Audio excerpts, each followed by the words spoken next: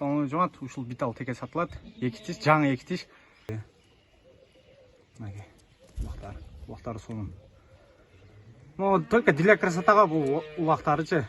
Для красотага багып, мана үңөр конокени каратып коюп. Ошону алып аксаңар жарашат.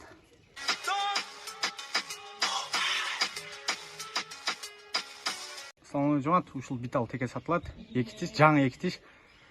Былтыркы улак, бою 90. Bunun baası 45 000 so'm. Kim uruktuqa izdegen bolsa. Öte sonun teke. Bakay. Hazır deli. Эки тиш малын эле 90 болот, Кудай берсе ошо. Прием болот да, Кудай берсе 4-3 малыначы. Же болсо 1 метрден жогору болот. Булар өзү биталда чоң болот да, негизи анан таза битал. Мынакей. Аркалары жоон. Жүлүктүү.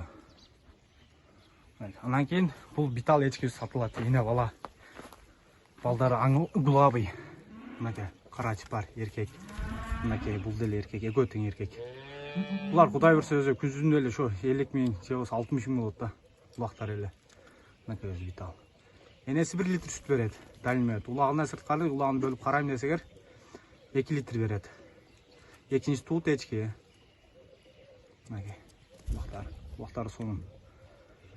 Ну, только для красотага бул улактарычы. Для красотага багып, мана үңөр конокени каратып коюп. Ошону алып аксаңар жарашат. Мына. 10 күнүк улактары.